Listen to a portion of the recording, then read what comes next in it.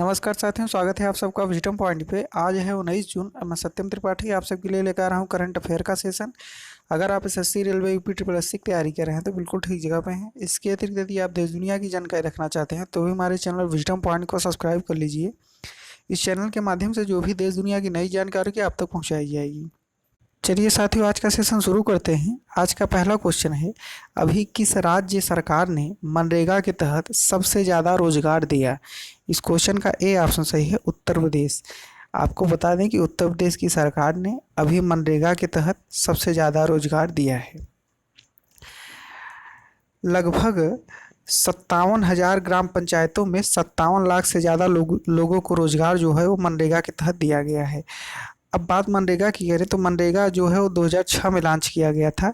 मनरेगा के तहत क्या होता है कि 100 दिन का रोजगार गारंटी दिया जाता है मनरेगा योजना के तहत। अब बात उत्तर प्रदेश की है तो उत्तर प्रदेश की राजधानी लखनऊ में है। मुख्यमंत्री यहाँ की योगी आदित्यनाथ जी हैं और राज्यपाल यहाँ की आनंदीबेन पटेल हैं। अगले क्वेश्चन पे चलते हैं। क्वेश्चन नंबर 2 है, अभी पीएम केयर फंड का ऑडिटर किसे बनाया गया? तो इस क्वेश्चन का ए ऑप्शन सही है, SARC and associates. SARC and associates को पीएम केयर फंड का ऑडिटर बनाया गया है। आप लोगों ने इस समय कोरोना वायरस में जो है वो पीएम केयर फंड में पैसे को जो दान किया था तो उसका ऑडिट का मतलब ये है कि कितना पैसा उसमें दान किया गया और वो पैसा कहाँ कहाँ खर्च हो रहा है, सही जगह खर्च हो रहा है कि गलत जगह खर्च हो रहा है, इसकी सारी जानकारी जो है उसका सारा ऑडिट जो है सार्क एंड एसोसिएट्स के द्वारा ऑडिट किया जाएगा। अब आपको बता दें कि पीएम केयर फंड का पूरा नाम है PM citizens assistance and relief in emergency situation. इसका पूरा नाम है प्रधानमंत्री citizens assistant and relief in emergency situation, इसका फुल फॉर्म है। और आपको बता दें कि जो पंडित जवाहरलाल नेहरू के द्वारा एक PMNRF बनाया गया था, प्रधानमंत्री नेशनल रिलीफ फंड, तो उसका भी ऑडिट इसी एजेंसी द्वारा किया गया था। किस एजेंसी द्वारा? सार्क एंड एसोसिएट्स के द्वारा इसका ऑडिट किया गया था। किसका? जो प्रधानमंत्री जो जवाहरलाल नेहरू थे, वो जो एक फंड बनाए थे जिसका नाम PMNRF था, तो उसका भी ऑडिट इसी के द्वारा किया गया था। अगले क्वेश्चन पे चलते हैं। क्वेश्चन नंबर 3 है, अभी बेल्जियम में भारत के नए राजदूत कौन बने हैं? तो इस क्वेश्चन का बी ऑप्शन सही है, संतोष कुमार झा। संतोष कुमार झा जो है वो बेल्जियम में भारत के नए राजदूत बने हैं। अब बात उठती है कि एक होता है उच्चायुक्त, एक होता है राजदूत। तो जो देश कभी न कभी अंग्रेज़ों का गुलाम हुआ था तो उसमें क्या होता है कि उच्चायुक्त की नियुक्ति की जाती है, और जो देश गुलाम नहीं हुआ था अंग्रेज़ों का कभी, तो उसमें जो है वो राजदूत अपॉइंटमेंट किए जाते हैं, राजदूत की नियुक्ति की जाती है। तो बेल्जियम में जो है वो भारत के नए राजदूत के रूप में संतोष झा की नियुक्ति हुई है। अगले क्वेश्चन पे चलते हैं। क्वेश्चन नंबर 4 है, अभी किस राज्य ने सबरीमाला मंदिर उत्सव को रद्द किया? तो इस क्वेश्चन का बी ऑप्शन सही है, केरल। केरल राज्य की सरकार ने सबरीमाला मंदिर उत्सव को अभी रद्द किया है। क्या है कि हर साल जो है वो सबरीमाला मंदिर उत्सव मनाया जाता था, तो कोविड-19 के चलते इस उत्सव को केरल राज्य की सरकार ने अभी रद्द कर दिया है। अब बात केरल की करें तो केरल की राजधानी जो है तिरुवनंतपुरम में है, और यहाँ के मुख्यमंत्री जो हैं वो पिनरई विजयन जी हैं, और राज्यपाल यहाँ के आरिफ मोहम्मद खान हैं। अगले क्वेश्चन पे चलते हैं। क्वेश्चन नंबर 5 है, अभी राजीव गांधी खेल रत्न पुरस्कार के लिए किसे नामित किया गया? तो इस क्वेश्चन का ए ऑप्शन सही है, हिमा दास। हिमा दास को राजीव गांधी खेल रत्न पुरस्कार के लिए नामित किया गया है। आपको कहीं कहीं किसी क्वेश्चन में राजीव गांधी खेल रत्न पुरस्कार कहा जाएगा और कहीं कहीं खेल रत्न पुरस्कार कहा जाएगा, तो बात एक ही हुआ। तो जो ये राजीव गांधी खेल रत्न पुरस्कार होता है, ये खेल के क्षेत्र में दिया जाने वाला सबसे बड़ा पुरस्कार होता है, तो इसी पुरस्कार के लिए भी हिमा दास को नामित किया गया है। अगले क्वेश्चन पे चलते हैं। क्वेश्चन नंबर 6 है, अभी किस राज्य ने ऑपरेशन डेजर्ट चेंज शुरू किया? तो इस क्वेश्चन का डी ऑप्शन सही है, राजस्थान। राजस्थान की सरकार के द्वारा ऑपरेशन डेजर्ट चेंज शुरू किया गया है। अब इसके तहत क्या होगा कि जैसे कि जो किसी दूसरे देश के जो जासूस हैं वो आकर के हमारे देश में अगर जासूसी करें, हमारे राज्य में जासूसी करें, तो उसको इस ऑपरेशन के तहत उनको यहाँ से भगाया जाएगा।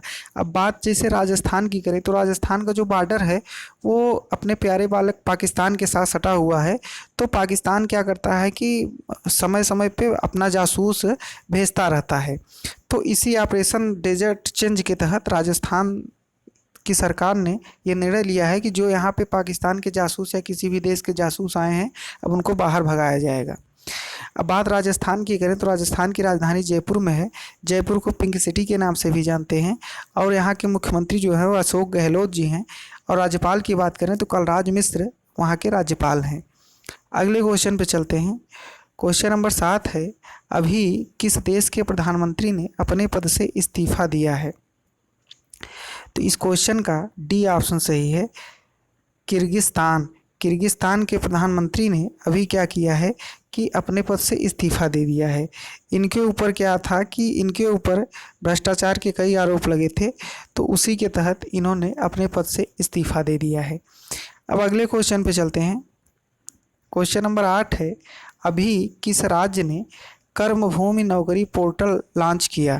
तो इस क्वेश्चन का सी ऑप्शन सही है, वेस्ट बंगाल। पश्चिम बंगाल ने भी कर्मभूमि नौकरी पोर्टल लॉन्च किया है।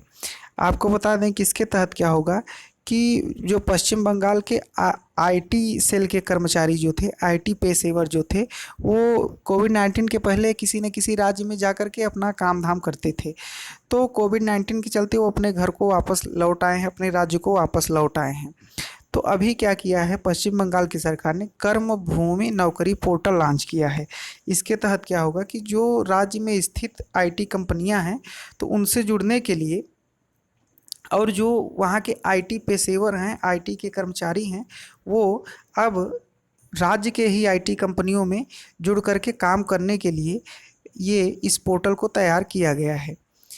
अब इस पोर्टल के माध्यम से क्या होगा कि जो भी राज्य के आईटी कर्मचारी हैं वो वहाँ के उसी राज्य के आईटी कंपनियों के साथ जुड़ करके रोजगार को प्राप्त करेंगे। अब ये जो है स्कीम या इस पोर्टल का अनावरण जो है पश्चिम बंगाल द्वारा किया गया है। तो पश्चिम बंगाल की राजधानी कोलकाता में है। मुख्यमंत्री यहाँ की ममता बनर्जी हैं और राज्यपाल यहाँ के जगदीप धनखड़ जी हैं। अगले क्वेश्चन पे चलते हैं। क्वेश्चन नंबर 9 है, अभी किस राज्य ने फर्स्ट बेल नाम से ऑनलाइन शिक्षा पहल शुरू किया? इस क्वेश्चन का सी ऑप्शन सही है, केरल। केरल राज्य की सरकार ने फर्स्ट बेल नाम से ऑनलाइन शिक्षा पहल की शुरुआत की है। आप लोग देख रहे होंगे कि कोविड-19 के चलते सभी यूनिवर्सिटी, कॉलेज, विश्वविद्यालय सभी क्या है कि इस समय बंद चल रहे हैं।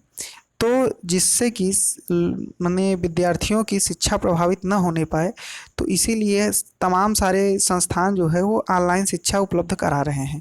तो इसी क्रम को जारी रखते हुए केरल सरकार ने भी जो है फर्स्ट बेल नाम से ऑनलाइन शिक्षा पहल की शुरुआत की है। अब बात केरल की है तो केरल की राजधानी तिरुवनंतपुरम में है। मुख्यमंत्री यहाँ के पिनरई विजयन हैं और राज्यपाल यहाँ के आरिफ मोहम्मद खान हैं। अगले क्वेश्चन पे चलते हैं। क्वेश्चन नंबर 10 है, अभी किस राज्य में खादी ग्रामोद्योग ने नीरा व ताड़ गुड़ के उत्पादन के लिए एक परियोजना की शुरुआत की है? तो इस क्वेश्चन का सी ऑप्शन सही है, महाराष्ट्र। महाराष्ट्र के पालघर ज़िले में इस परियोजना की शुरुआत हुई है।